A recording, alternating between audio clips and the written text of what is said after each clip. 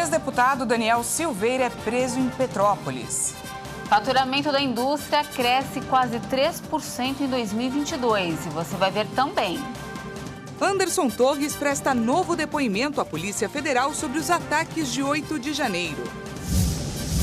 Cidade de São Paulo começa a vacinar crianças de 6 meses a 2 anos contra a Covid. Coreia do Sul e Estados Unidos realizam manobras aéreas contra ameaças norte-coreanas. Coreia do Norte diz que países cruzaram a linha vermelha. Morre a jornalista e apresentadora carioca Glória Maria, vítima do câncer. Essas e outras notícias você confere a partir de agora.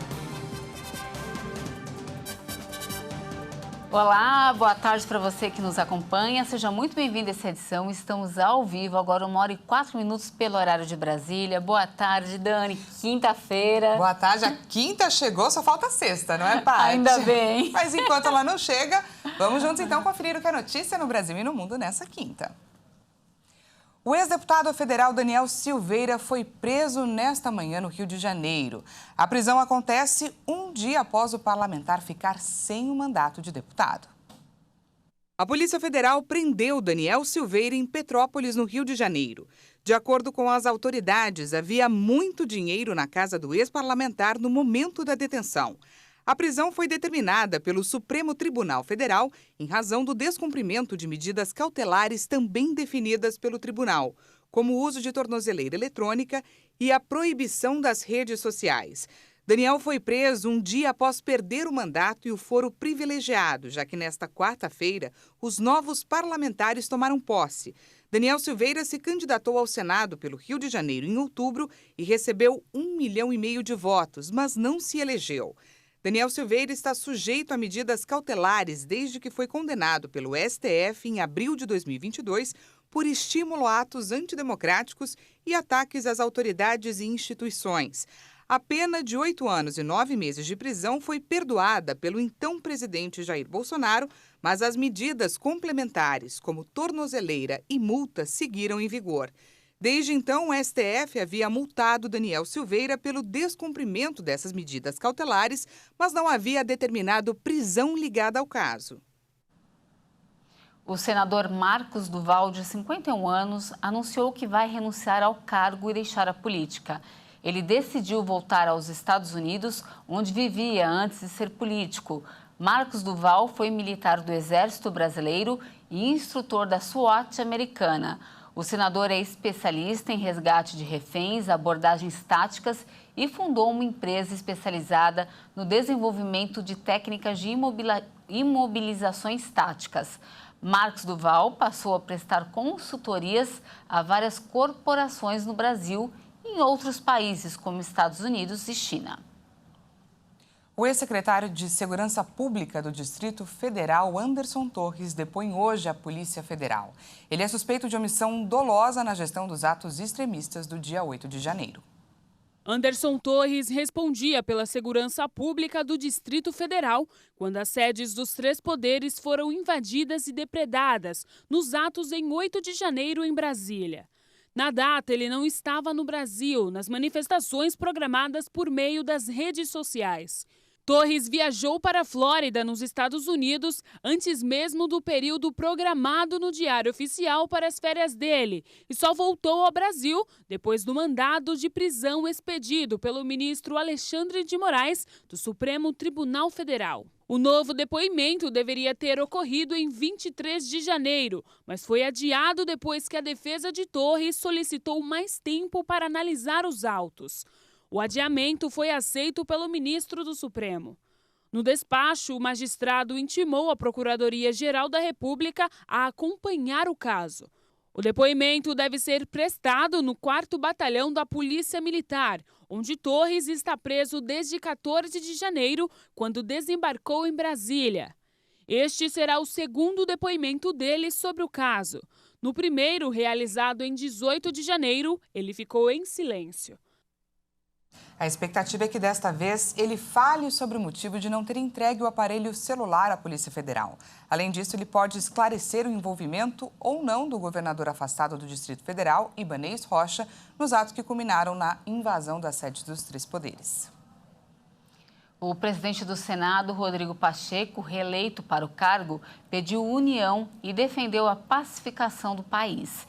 E o deputado federal, Arthur Lira, também nomeado para um segundo mandato como presidente da Câmara dos Deputados, defendeu a democracia, dizendo que jamais haverá um Brasil sem eleições livres. O presidente do Senado, Rodrigo Pacheco, foi reeleito para o cargo nesta quarta-feira, com 49 votos, superando Rogério Marinho, que somou 32.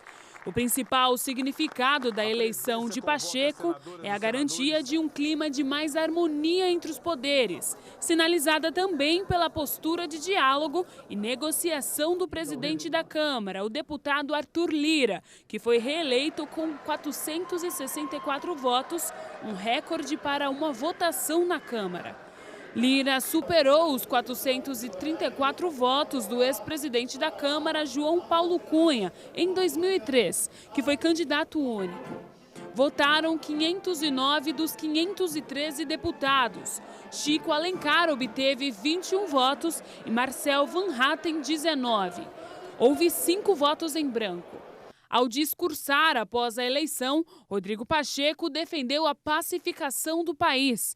Ele falou que os brasileiros precisam voltar a divergir civilizadamente e precisam respeitar as autoridades das instituições públicas.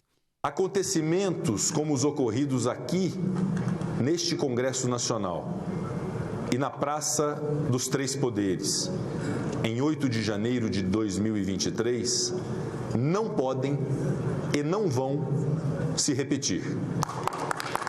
Os brasileiros precisam voltar a divergir civilizadamente. Precisam reconhecer com absoluta sobriedade quando derrotados e precisam respeitar a autoridade das instituições públicas. Só há ordem se assim o fizerem. Só há patriotismo se assim o fizerem. Só há humanidade se assim o fizerem.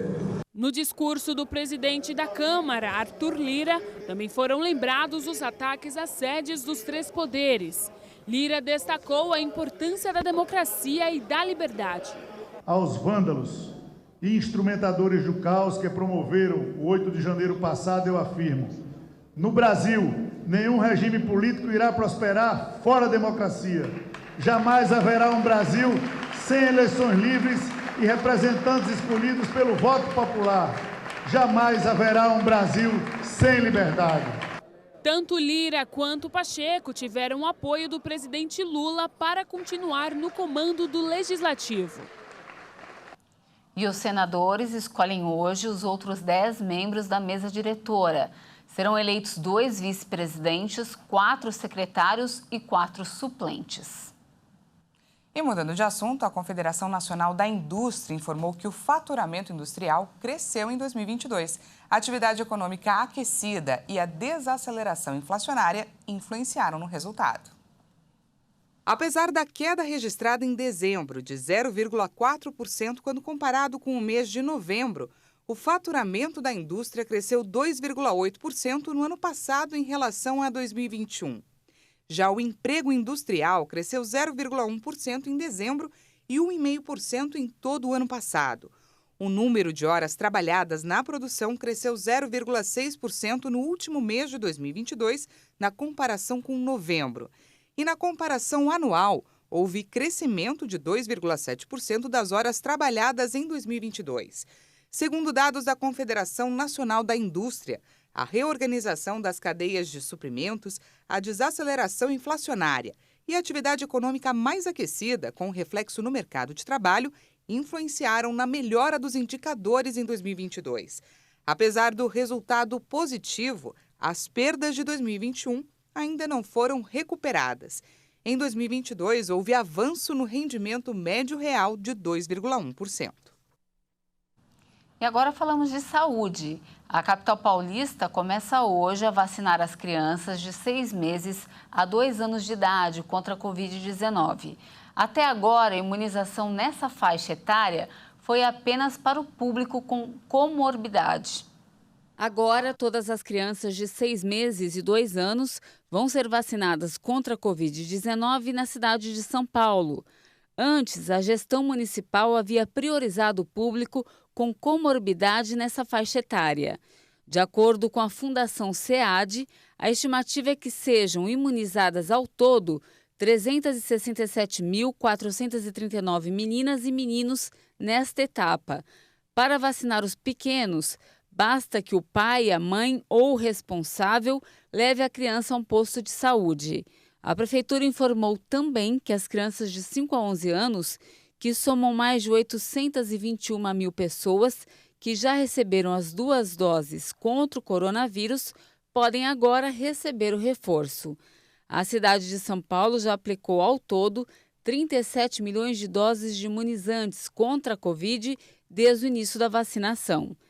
Desse total, 12 milhões de pessoas receberam a primeira vacina e 11 milhões completaram com a segunda dose ou receberam a dose única.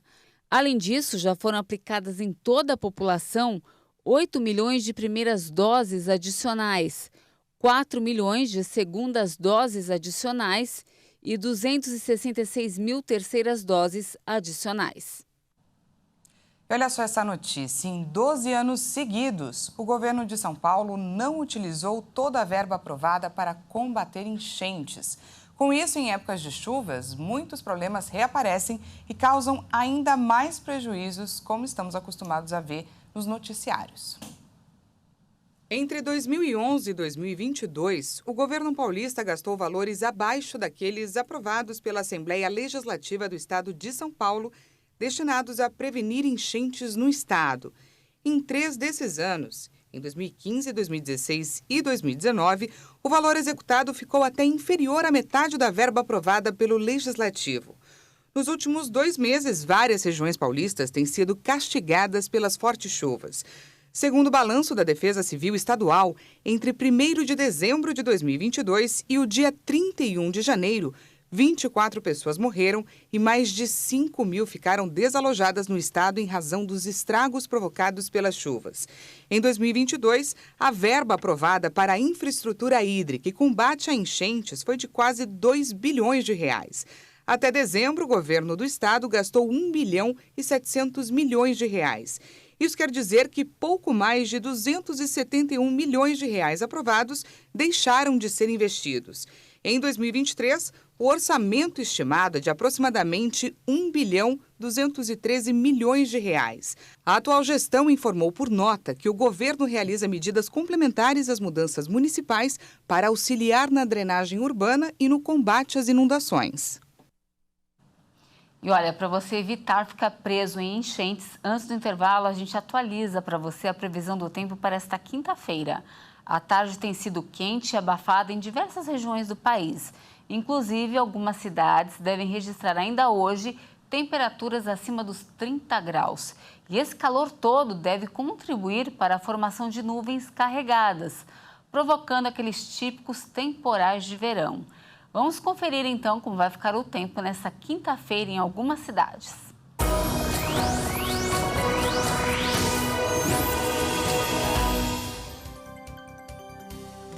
De olho aqui no nosso telão, a gente começa falando de Cuiabá, em Mato Grosso do Sul. A tarde por lá segue quente e a máxima pode chegar aos 34 graus. Mas atenção, porque tem previsão de chuva forte já no finalzinho da tarde.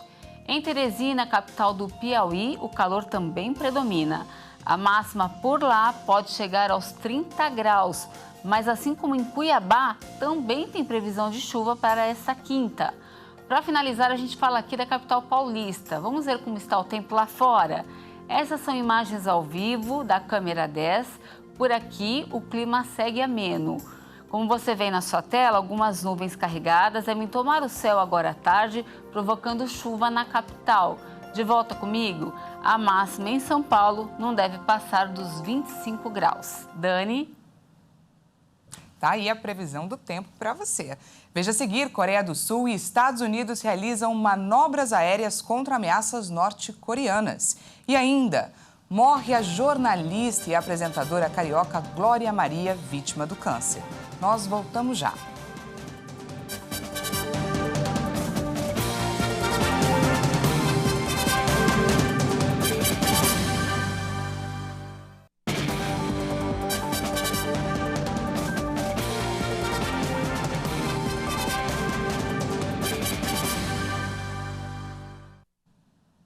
Seja bem-vindo mais uma vez, estamos de volta ao vivo, agora 1h20 pelo horário de Brasília. Infelizmente, voltamos com uma triste notícia. Morreu hoje no Rio de Janeiro a jornalista Glória Maria, aos 73 anos. Glória estava internada no Hospital Copstar, na zona sul do Rio. A carioca Glória Maria Mata da Silva foi diagnosticada com câncer de pulmão em 2019. No ano passado, a jornalista foi afastada do trabalho em dezembro. Em janeiro, ela chegou a ser internada no Rio de Janeiro para fazer um tratamento de metástase no cérebro. Glória Maria trabalhava em televisão há mais de 50 anos. Sua estreia como repórter foi em 1971, na cobertura do desabamento do elevado Paulo de Frontin, no Rio. Ela foi a primeira repórter a aparecer ao vivo e em cores. Com uma carreira brilhante, Glória Maria é uma das mais talentosas profissionais do jornalismo brasileiro, com um legado de pioneirismo e realizações. Glória deixa 2 filhas, Laura e Maria. Aproveito para deixar aqui os nossos sentimentos a todos os fãs e familiares. E o Banco Central do Reino Unido elevou para 4% a sua taxa oficial de juros. Esse é o nível mais alto já registrado desde 2008. A taxa de juros oficial aumentou em 0,5 ponto percentual. O aumento é uma tentativa do Banco da Inglaterra de contra-atacar a inflação, que continua acima dos 10%. Apesar da desaceleração, a inflação no país tem registrado níveis historicamente altos e o Reino Unido enfrenta um sério risco de entrar em recessão. De acordo com o Banco Central, o PIB britânico deve cair 0,5% em 2023 e 0,25% em 2024. Apesar da queda, as taxas devem ficar abaixo das projeções do Comitê de Política Monetária. Em meio à grave crise econômica, o atual primeiro-ministro do Reino Unido, Rishi Sunak, completou 100 dias de governo. Ele havia assumido o cargo em outubro, após a renúncia da ex-primeira-ministra Liz Truss. O Partido Conservador, liderado por Sunak, está atrás do Trabalhista por cerca de 25 pontos percentuais nas pesquisas de opinião. E os levantamentos indicam que a população considerou ruim a forma como o governo tem conduzido a atual crise. O ministro de Defesa da Alemanha apresentou nesta quinta-feira os tanques Leopard que o país vai enviar para a Ucrânia. Ele chegou a admitir que o envio vai provocar uma perda significativa para o exército alemão. De acordo com o ministro da Defesa, o envio vai causar uma perda amarga para o exército alemão, mas é indispensável para que os ucranianos ganhem a guerra contra a Rússia. Em última instância, também se trata, sempre mais do que nunca desde o ataque de Putin contra a Ucrânia, da aliança e da capacidade de defesa nacional e preparação do exército alemão. É uma situação diferente adiante de fevereiro de 2022. A Alemanha pretende enviar os tanques entre março e abril, no marco de uma entrega de tanques por vários países ocidentais, que Kiev estima entre 120 e 140 unidades. A Ucrânia conta com esses novos tanques para frear a ofensiva russa no leste do território. Estados Unidos e Coreia do Sul realizaram exercícios aéreos conjuntos em resposta ao que chamaram de ameaça crescente de armas nucleares por parte da Coreia do Norte. Em 2022, Pyongyang se declarou uma potência nuclear e efetuou testes com mísseis em quase todos os meses. O Ministério da Defesa do país asiático informou que as aeronaves sobrevoaram o Mar Amarelo, que fica entre a China e a Península Coreana. Participaram dos exercícios um bombardeiro estratégico B-1B e caças furtivos F-22 e F-35B, todos da Força Aérea Americana, e o caça sul-coreano F-35A. Os secretários de Defesa dos Estados Unidos e da Coreia do Sul disseram que o aumento de tais manobras e uma maior cooperação em segurança se deve a uma ameaça crescente de armas nucleares por parte da Coreia do Norte.